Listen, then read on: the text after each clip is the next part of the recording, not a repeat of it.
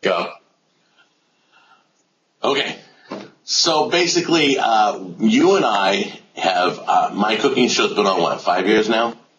I thought it was 3 or 4. I mean, really? No, I think we're 5. All right. I mean, you really didn't start. It doesn't matter. You really didn't start cooking with your show. Your show didn't start cooking until like between 3 to 4 years ago, because it was kind of like very lax when you started, and then you got serious. But we experimented, right? Yes. Because we didn't know. We've always, me and you, talk constantly on how to get noticed on the internet. Okay. It's taken me 5 years to be seen 8 million times on YouTube, to get 31,000 subscribers. It just grew. It started with 200 people and then 1,000. Right. So we've looked, me and you have looked at Dig. We've looked at Reddit. We've looked at how people have gamed. We've looked at how people have done it legally.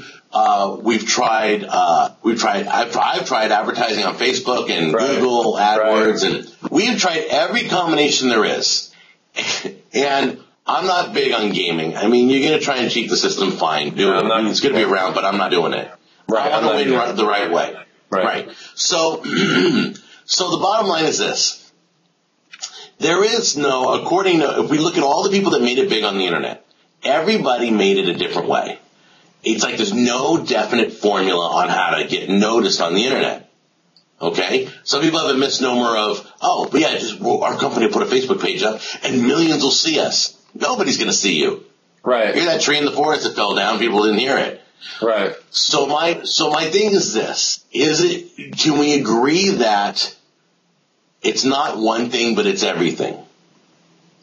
Well, let me agree that. All right, go ahead. Let me say this. I know where you're going with that, but before you go with that direction, I think we should take this idea of getting big on the internet, getting noticed on the internet, and take it more general. Being successful in general, what we consider successful. Whether it's famous or rich or both. That if you've read anybody's biographies, if you just, I've done that since I was a kid. I used to read biographies all the time. And if you look, the one thing that you never can see in reading all these biographies is that you can't repeat any of it. But that's the number one thing they have in common, is that you can't go back in time and do what those people did, because you're not them, number one. And number two, you can't go back in time to that very time and do exactly what they did.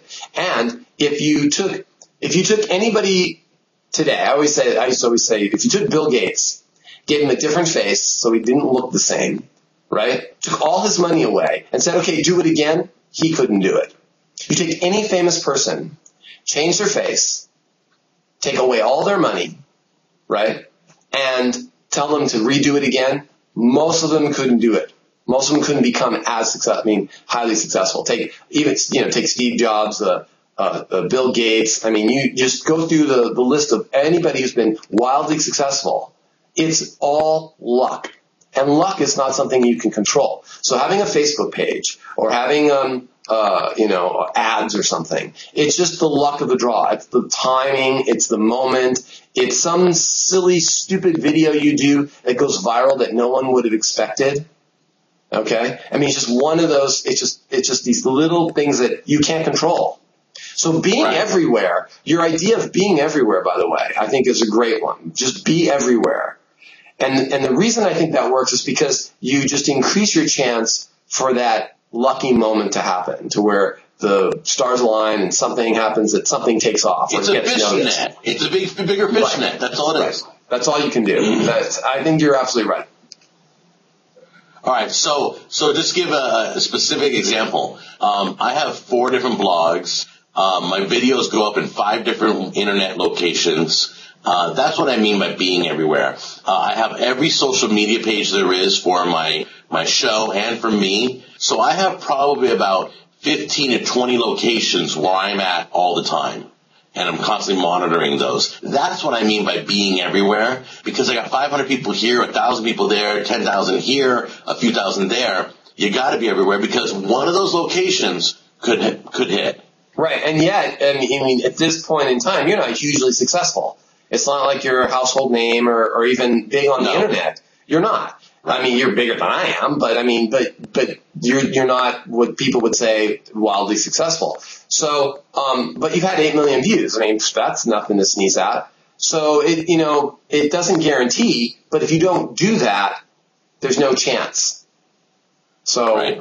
It's something you should do, but who knows what that magical ingredient is? Timing, it's luck. It's something happens that's completely out of your control that just meshes right with whatever you're doing at the time and takes off.